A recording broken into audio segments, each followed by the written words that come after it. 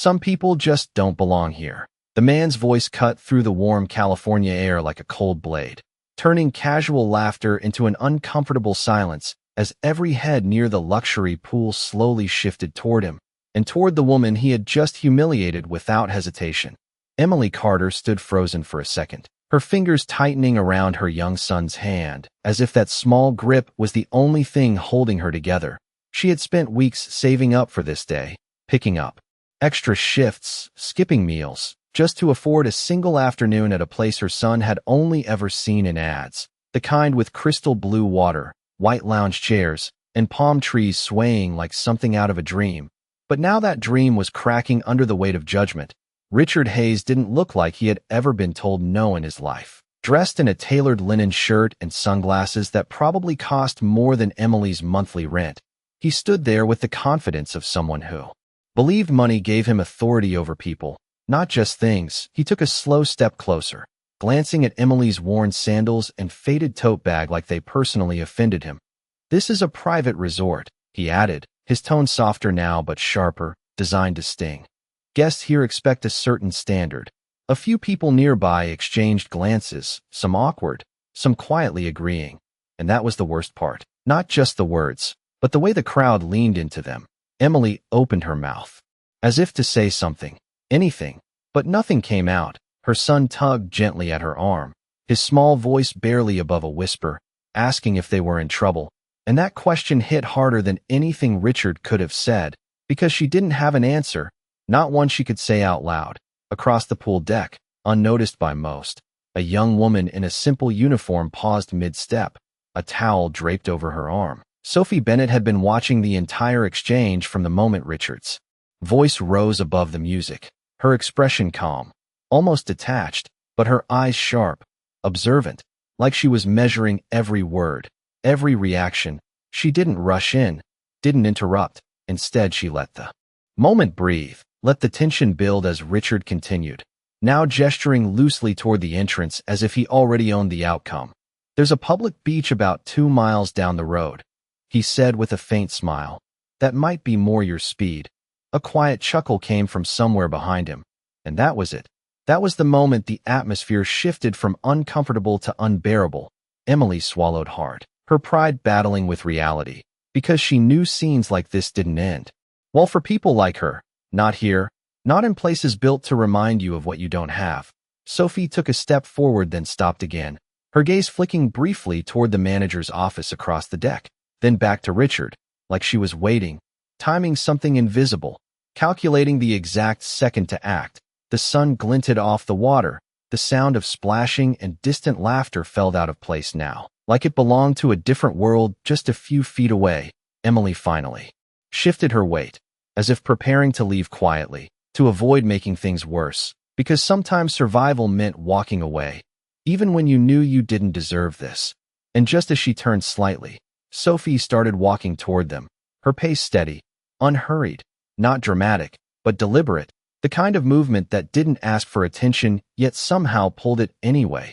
Richard noticed her approach, but barely acknowledged it, assuming she was just another employee coming to enforce his version of the rules. But Sophie's eyes didn't carry hesitation, and as she got closer, something subtle changed in the air, like the story everyone thought they were watching was about to take a turn none of them saw coming. The moment Sophie Bennett stepped fully into the circle of tension, the energy around the pool shifted in a way no one could quite explain. Not louder, not dramatic, but sharper, like something precise was about to happen, and for the first time since he started speaking. Richard Hayes paused, just for a second, his eyes flicking toward her with mild annoyance rather than concern, because to him she was just another employee, another person in a uniform meant to follow instructions. "Sir, that is enough," Sophie said, her voice calm, steady, and clear, not raised, not emotional, but carrying a quiet authority that did not match her position. A few guests nearby exchanged looks, surprised less by what she said and more by how she said it. Richard let out a short laugh, the kind meant to dismiss rather than engage, adjusting his sunglasses slightly, as if that alone reaffirmed his status. "I do not remember asking for your opinion," he replied, his tone clipped, confident, expecting compliance. But Sophie did not move, did not step back. and did not look away, which was the first real crack in the rhythm of control he had established. Emily Carter stood still, caught between confusion and cautious hope, her son now holding tighter to her arm. Sensing something was changing even if he did not understand how, Sophie shifted her weight slightly and glanced briefly toward Emily, offering the smallest nod, a silent reassurance that felt out of place in a moment like this. Then she returned her attention to Richard. "This guest has done nothing wrong," she continued, each word deliberate, leaving no room for misinterpretation. The surrounding crowd grew quieter, conversations fading as more people tuned in, drawn by the unusual scene of someone pushing back. Richard lowered his sunglasses just enough to look at her directly, his expression tightening, not yet angry, but clearly irritated by resistance. "Do you even know who you are talking to?" he asked, not loudly, but with the kind of emphasis that usually ended conversations in his favor, and for a brief second, it seemed like the familiar pattern might reassert itself, that Sophie would apologize, step aside, and allow things to return to his control. But instead she reached into her pocket, pulling out her phone in a movement so smooth it felt rehearsed, yet completely natural. She did not rush, did not hesitate, simply unlocked the screen and selected a contact, the action itself subtle, but the confidence behind it unmistakable. Richard watched, confused now rather than amused, his certainty beginning to falter in small, almost invisible ways. Sophie lifted the phone to her ear, turning slightly away but not enough to hide what she was doing. "Yes, I need you by the main pool immediately," she said, her tone unchanged, no urgency, no explanation, just a direct request that sounded less like asking and more like expecting.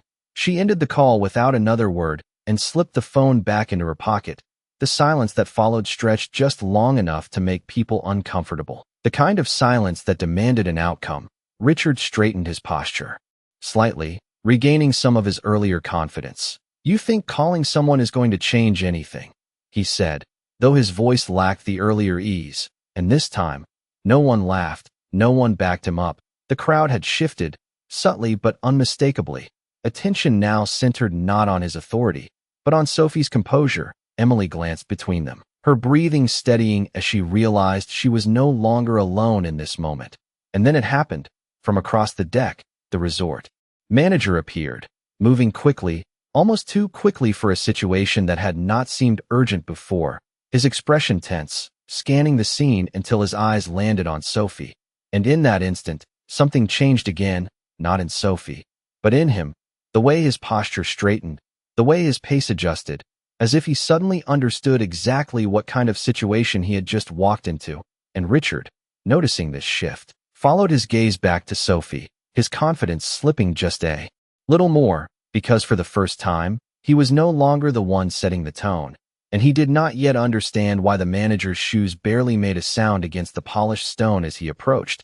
But the urgency in his pace was impossible to miss, and by the time he reached the group, the entire mood around the pool had shifted from casual curiosity to focused anticipation. His eyes moved quickly from Richard Hayes to Emily Carter and then settled on Sophie Bennett, and in that single moment his expression changed from concern to something closer to recognition, almost respect. "Miss Bennett," he said, his voice controlled but carrying a weight that did not go unnoticed, and that one phrase alone sent a ripple through the small crowd, because it did not match the way anyone had been thinking about her just minutes ago. Richard's brow furrowed as he glanced between them, clearly picking up on the shift even if he did not fully understand it yet. "There seems to be a misunderstanding," the manager continued, now turning slightly toward Richard with a careful tone, the kind used when addressing someone important but no longer dominant. "This guest is fully authorized to be here," he added, gesturing respectfully toward Emily, whose eyes widened slightly as she processed what was happening. Richard let out a short breath, half laugh, half disbelief, as if trying to regain control of a situation that was quietly slipping away from him. "I think you need to check your standards," he replied, his voice firm but no longer as steady as before. "This is not exactly the image your resort is known for." But the manager did not immediately respond. Instead, he glanced back at Sophie, a subtle pause that spoke volumes, like he was waiting for confirmation rather than giving direction, and Sophie gave the slightest nod, barely noticeable unless you were watching closely.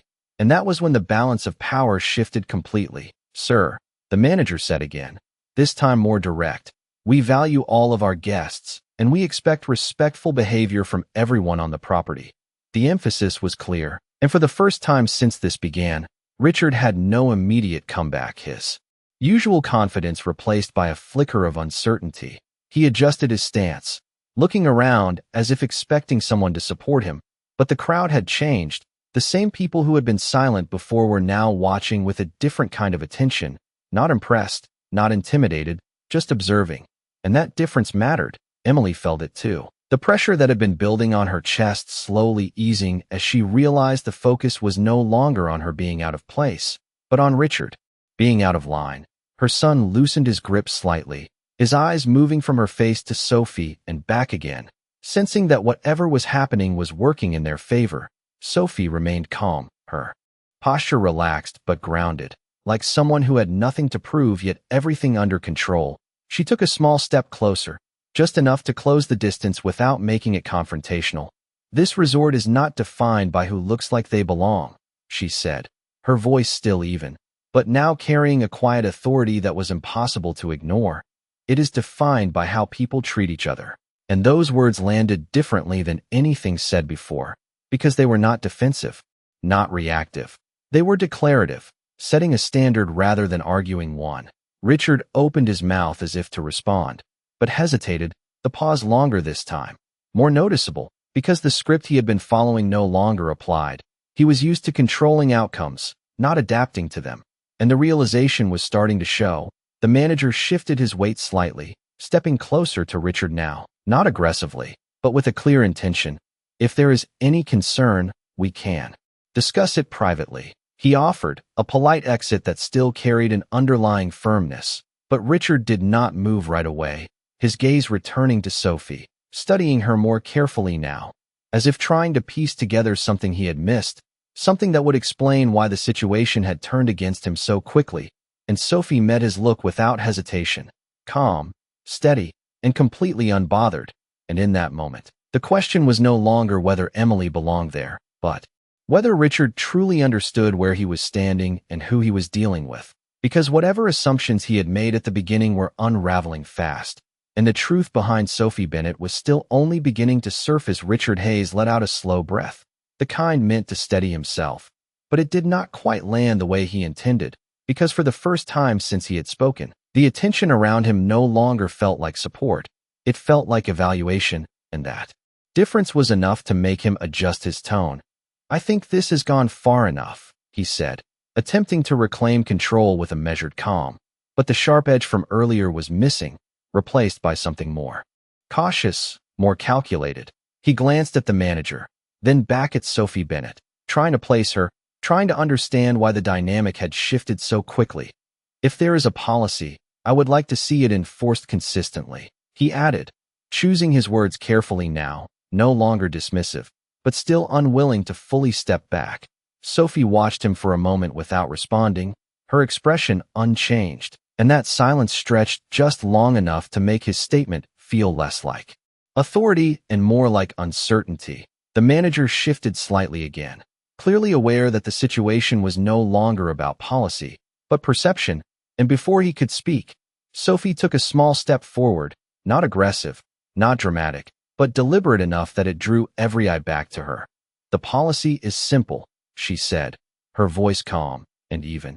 "Respect every guest, no exceptions." And there was something about the way she said it that made it sound less like a rule and more like a principle that had already been decided long before this moment. Emily Carter felt her shoulders relax slightly, the tension that had been holding her in place finally starting to release, but she still did not move, still unsure if this was truly over or just another turn in something she did not fully understand. Her son looked up at her, then at Sophie, his earlier fear replaced by curiosity, like he was witnessing something important even if he could not explain it. Richard gave a small nod, as if acknowledging the statement without agreeing to it, his eyes narrowing slightly as he studied Sophie more closely. "And who exactly are you to define that?" he asked, the question controlled, but carrying an undercurrent of challenge, because even now, He needed to re-establish some sense of hierarchy, some way to make sense of what was happening. The crowd leaned in again, not physically, but emotionally, waiting for the answer. Because that question mattered now in a way it did not before, and Sophie did not answer immediately. She let the moment sit, let the weight of the question settle into the space between them, her gaze steady, her posture unchanged, and then she reached into her pocket once more, not hurried, not hesitant, simply intentional. She pulled out a small card, something simple, unremarkable at first glance, and handed it to the manager without looking away from Richard. The manager took it with both hands, his expression shifting the moment he saw it, his posture straightening even more, if that was possible, and for a brief second, he hesitated, like he was deciding how to proceed, how much to reveal, and that hesitation was enough for Richard to notice. Enough for him to feel that something was about to become very clear, very quickly. The manager turned slightly toward him, holding the card in a way that was respectful but firm. "Sir," he said, his voice now carrying a different tone entirely, one that no longer balanced between two sides, but stood clearly on one. "This is Miss Sophie Bennet." He paused just long enough for the name to settle, for it to mean something. Even if Richard did not yet understand why it should, she represents the ownership group of this property. And that was it. No dramatic music, no raised voices, just a simple statement that changed everything. Because in that instant, the assumptions Richard had built his confidence on began to collapse, not loudly, not visibly, but unmistakably. His expression shifted, just slightly, the kind of shift most people would miss, but not here, not now, not with every eye watching. And the silence that followed was no longer uncomfortable, it was definitive, because the question had been answered, and the answer had redrawn the entire situation, leaving Richard standing in a position he had not prepared for. And Sophie, still calm, still composed, now no longer just part of the scene, but the one defining it. The words settled over the poolside like a quiet wave, not loud, not explosive, but impossible to ignore. And for the first time since this began, Richard Hayes did not respond immediately, his usual confidence replaced by a pause that stretched just a little too long, his eyes flicking briefly to the card still in the manager's hand, then back to Sophie Bennet as if searching for any sign that this was some kind of exaggeration. But Sophie did not react, did not confirm, did not deny. She simply stood there, composed and steady, which somehow made the truth feel even more solid, more undeniable. The crowd that had gathered did not whisper this time. They watched, quietly, attentively, as if they understood they were witnessing a moment where something invisible had just shifted into full view. Emily Carter felt a strange mix of relief and disbelief, her mind catching up with what had just been revealed, because nothing about Sophie's calm presence had suggested authority in the traditional sense, and yet now it was clear that she had been the most powerful person in the situation all along. Her son looked up at her with wide eyes, then back at Sophie, as if trying to connect the pieces in a way that made sense to him. Richard finally straightened his posture, adjusting his shirt slightly, a small gesture meant to regain composure. "I see," he said, his voice measured, but lacking the earlier sharpness. "Well, if that is the case, then perhaps there has been a misunderstanding on both sides." The shift in tone was subtle, but unmistakable, no longer dismissive, no longer confrontational, but careful, almost diplomatic, and that change did not go unnoticed by anyone watching. The manager remained still, waiting, not interrupting, allowing the moment to unfold on its own, because now it was not about control. It was about accountability. Sophie tilted her head slightly, her expression thoughtful rather than reactive, as if considering his words rather than rejecting them outright. "A misunderstanding usually requires both sides to be unclear," she replied calmly. But this was very clear. Her voice was not harsh, not accusing, but direct enough that it left no room for reinterpretation. Richard held her gaze for a second longer, then looked away briefly, scanning the faces around him. And what he saw there was not support, not agreement, but expectation, the kind that comes when people are waiting to see how someone will respond when their usual advantage no longer applies. Emily shifted her weight slightly, no longer feeling the urge to leave, no longer shrinking into the background, but standing present, aware that this moment was not just about her, but about something larger, something that had been set into motion the second Sophie chose to step forward. Richard exhaled slowly, the tension in his shoulders easing just enough to show that he understood the position he was now in. "Then allow me to correct that," he said, his tone more controlled now, more intentional. He turned slightly toward Emily, not fully, not dramatically, but enough to acknowledge her presence in a way he had not before. "If my words came across as inappropriate, that was not my intention." The statement hung in the air, carefully constructed, offering resolution without fully surrendering pride, and Sophie watched him closely, not interrupting, not reacting, just observing, as if measuring not the words themselves, but the intent behind them. The crowd remained silent, because this was the moment that would define everything that had come before, whether this ended as a lesson or simply another controlled exit. Emily looked at him for a brief second, then down at her son, then back again, her expression steady, no longer overwhelmed, no longer uncertain. And Sophie finally took a small step forward, her presence grounding the moment once more.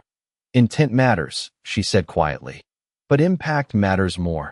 And with that, the balance shifted one final time, because now the focus was no longer on what had been said, but on what would happen next, and whether Richard Hayes was willing to truly understand the difference. Richard Hayes stood there for a moment longer after Sophie Bennett's words settled in, the quiet around him no longer neutral but expectant, and it was clear that whatever he said next would not just close the moment, but define how everyone remembered it. He adjusted his stance again, slower this time, more deliberate, as if choosing each movement carefully. "You are right," he said finally, his voice lower, steadier, and noticeably different from before, not performative, not sharp, but measured in a way that suggested he understood he was no longer leading the conversation. "Impact does matter," he continued, turning more fully toward Emily Carter now, his posture less rigid, less guarded. "And I should not have spoken to you that way." The words were simple, but they carried a weight that had been missing earlier, not perfect, not dramatic, but real enough to shift the atmosphere once again. Emily watched him closely, her expression calm, thoughtful, not quick to react, because she had heard apologies before that did not mean anything. But this moment felt different, not because of his words alone, but because of everything that had led up to them. Her son looked between them, his grip on her hand loosening slightly, sensing that the tension had changed into something quieter, something safer. The crowd that had gathered remained still, no longer waiting for conflict, but for resolution. The manager stood slightly behind Sophie, no longer needing to intervene, his presence now supportive rather than directive. Sophie held Richard's gaze for a second, not challenging, not approving, simply acknowledging the shift, and then she nodded once, a small gesture, but enough to signal that the moment could move forward. Richard exhaled softly, the tension in his shoulders easing as if he had finally stepped out of a role he had been playing too long. "I let assumptions guide my behavior," he added, more to the space than to any one person, "and that is on me." There was no defensiveness in his tone now, no attempt to redirect, just a quiet admission that felt grounded, the kind that did not need to be loud to be understood. Emily took a small breath, then another, her posture straightening as she stepped slightly forward, not hesitant, but composed.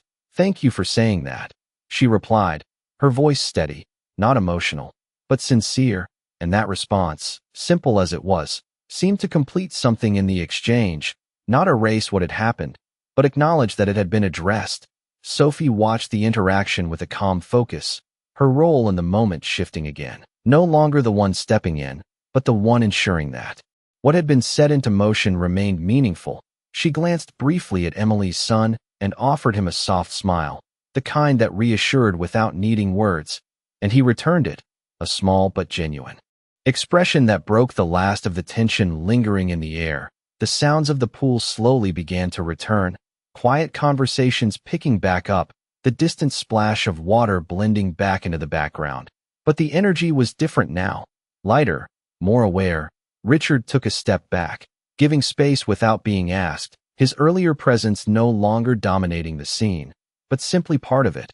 And as he turned slightly, preparing to leave the immediate circle, he paused for just a second, looking back at Sophie, not with confusion this time, But with something closer to respect, a silent acknowledgement of the role she had played, Sophie met the look briefly, then shifted her attention back to Emily. "If you need anything during your stay, please let us know," she said, her tone warm but still composed, no longer carrying the weight of authority, but the intention behind it clear. Emily nodded, a small smile forming, not wide, not exaggerated, but real, and as the moment finally began to settle into something complete, it was clear that what had started as a public humiliation had turned into something far more significant, not because of who had more power, but because of who chose to use it differently. And as the sun reflected off the water once more, the scene returned to its calm surface. But the impact of what had just happened lingered quietly beneath it, shaping how everyone there would remember the day. The tension that had filled the poolside only minutes earlier dissolved into a softer, quieter atmosphere, but the impact of what had happened lingered in subtle ways, shaping every glance and every movement. Emily Carter slowly guided her son toward one of the empty lounge chairs, her steps lighter now, as if the weight she had carried into the space had finally been lifted. She sat down and exhaled, not dramatically, but with the quiet relief of someone who had just endured something difficult and come out stronger on the other side. Her son looked up at her with a small smile, the kind that said everything without needing words, and she returned it, brushing a strand of hair from his face. Across the pool, a few guests who had witnessed everything exchanged looks, not the judgmental ones from before, but thoughtful ones, the kind that come after seeing something that challenges assumptions. Sophie Bennett remained standing for a moment, watching as the scene settled, her posture relaxed but attentive, as if ensuring that the calm was genuine and not just temporary. The manager stepped closer to her, lowering his voice slightly. "Everything is under control now," he said, though it sounded more like a confirmation than a statement. Sophie nodded once, her gaze briefly moving across the pool area, taking in the details, the guests returning to their conversations, the staff resuming their duties, the environment slowly resetting, but not entirely the same, because something had shifted beneath the surface, something that could not be undone. Richard Hayes had moved to the edge of the deck, standing near a row of palm trees, his posture no longer commanding, but reflective. He watched the water for a moment, his expression thoughtful, as if replaying the events in his mind, not with frustration, but with a kind of quiet realization, the kind that does not come from being corrected, but from understanding why the correction mattered. He adjusted his sleeves slightly, then glanced back toward the pool, his eyes landing briefly on Emily and her son, then on Sophie, who had now begun walking back toward her station. Their eyes met for just a second, and this time there was no tension, no challenge, just acknowledgement, a silent recognition that something important had taken place. Emily noticed Sophie approaching and stood up again, her movement unhurried, but intentional. "Excuse me," she said softly as Sophie came closer, her voice carrying a sincerity that stood out in the now calm environment. Sophie paused, turning her full attention to her. "I just wanted to say thank you," Emily continued, her words simple, but filled with meaning, "not just for what you said, but for how you said it." Sophie listened without interrupting, her expression warm but composed. "You did not just step in," Emily added. "You made it clear that people like me are not invisible." There was a brief silence after that. "Not uncomfortable, but meaningful." Sophie nodded slightly. "You were never invisible," she replied, her tone gentle but certain. "Some people just forget how to see." Emily smiled at that, a genuine expression that reached her eyes. Her son stepped closer, looking up at Sophie with curiosity and admiration. "Are you really in charge here?" he asked, his voice innocent and direct. Sophie let out a soft laugh, the first hint of lightness in her demeanor. "I help make sure things run the way they should," she answered, kneeling slightly to meet his eye level. "And that includes making sure everyone feels welcome." He nodded, as if that answer made perfect sense. And in a way, it did, because the simplicity of it carried more truth than any title could. Sophie stood back up, giving Emily one last reassuring look before turning to continue her work, but as she walked away, it was clear that her presence had left something lasting behind, not just in the moment, but in the way people around the pool now interacted, more aware, more considerate. as if they had all been quietly reminded of something they already knew but had not been practicing. And as the sun continued to shine down on the water, the day moved forward, but with a different kind of clarity, one shaped not by status or appearance, but by the choices people made when it mattered most. The afternoon sun stretched a little lower in the sky, casting longer reflections across the water as the rhythm of the resort slowly returned to normal. But for many of the guests, normal no longer felt quite the same. Conversations carried a softer tone, laughter felt more genuine, and the invisible line that had separated people earlier seemed to have quietly disappeared. Emily Carter leaned back in her lounge chair, watching her son dip his feet into the pool, his earlier hesitation replaced with carefree excitement. And for the first time that day, she allowed herself to fully relax, not because the place had changed, but because the way she felt within it had shifted. She no longer questioned whether she belonged. She simply existed in the moment, and that made all the difference. Across the deck, Richard Hayes remained near the palm trees for a while longer before finally moving, not with the confident stride he had arrived with, but with a slower, more thoughtful pace. He walked past the pool, past the guests who now barely acknowledged him, not out of disrespect, but because the weight of his presence had faded, replaced by something quieter, more human. He paused briefly near the water's edge, looking out over the scene as if seeing it from a different perspective, one that did not center around him, and, after a moment, he turned and approached the seating area where Emily sat, his steps measured, his posture open. When he reached her, he stopped at a respectful distance, not assuming anything, not expecting attention, just waiting until she noticed him. And when she did, her expression remained calm, neutral, but not closed off. "I wanted to say something else," he began, his voice steady but softer than before. "Not because I have to, but because I should."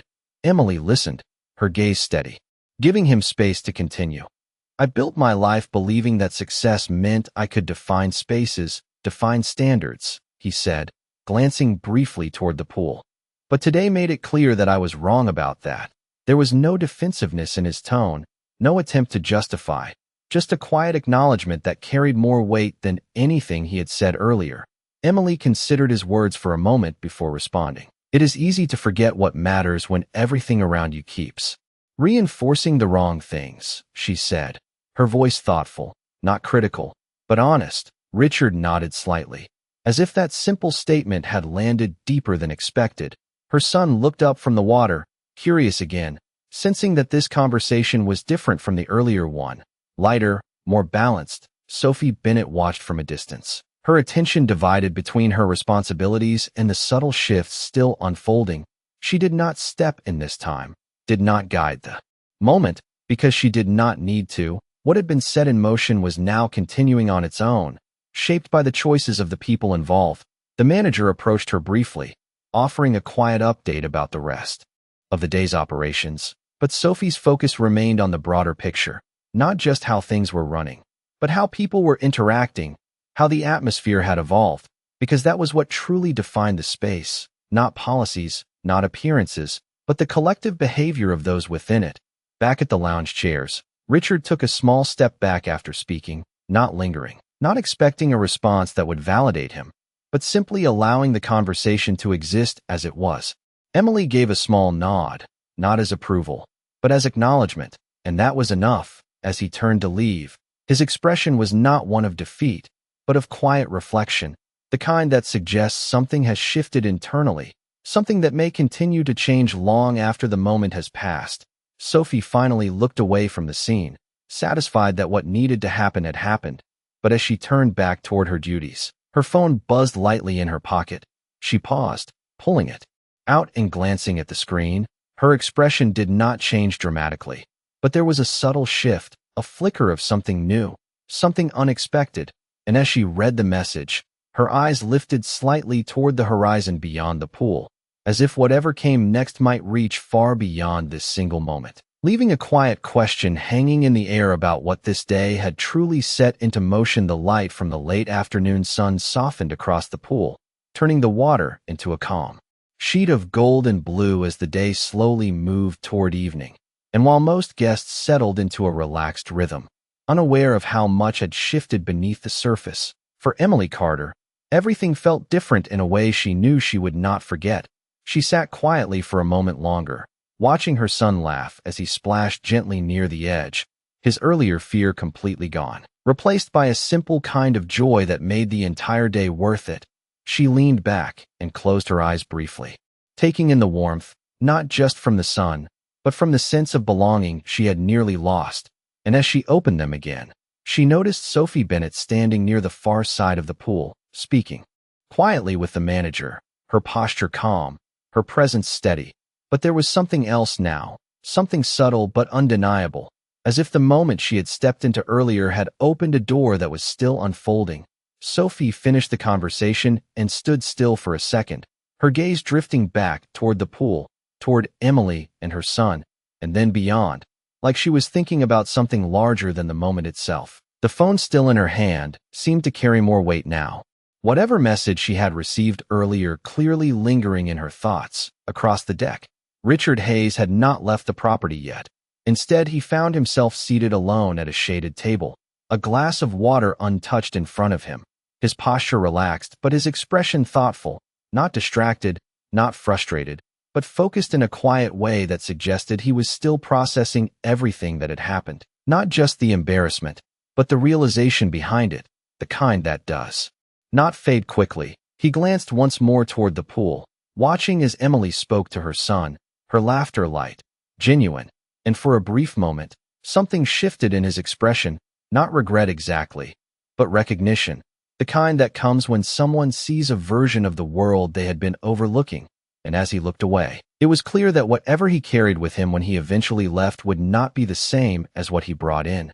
Sophie finally began walking again, her steps measured, her focus returning to her responsibilities, but her mind clearly engaged elsewhere. She glanced down at her phone once more, reading the message again as if confirming its meaning, and then she slipped it back into her pocket, her expression settling into a calm determination that had not been there before. The manager noticed the change and approached her once more, speaking quietly, but Sophie only nodded, her attention already moving forward. "We may need to prepare for something larger," she said, her voice low but certain. The manager looked at her with a hint of curiosity, but did not question it, because he had already learned that when Sophie spoke like that, it meant something important was coming. Back at the pool, Emily stood up and called her son over, wrapping a towel around his shoulders as they prepared to leave for the day. But there was no rush, no sense of being pushed out, just a natural close to something meaningful. As they walked past Sophie, their eyes met once more, and Emily offered a small, grateful smile, the kind that did not need words. Sophie returned it with a slight nod, a quiet acknowledgement that what had happened between them would carry forward in ways neither of them could fully predict. And as Emily and her son made their way toward the exit, the camera of the moment seemed to linger just a second longer on Sophie, standing at the edge of the pool, looking out not at the water, but beyond it, as if the events of the day were only the beginning of something much bigger, something that would reach far past this place, leaving one quiet question behind. What exactly had just been set into motion, and who would it change next?